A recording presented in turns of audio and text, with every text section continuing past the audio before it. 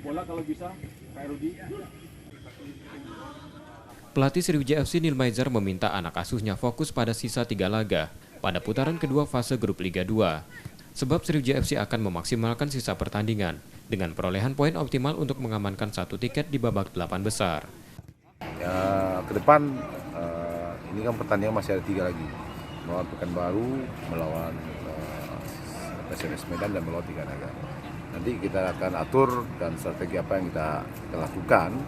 Mudah-mudahan lah dalam seminggu ini kita sudah dapat gambaran apa yang harus kita evaluasi secara total.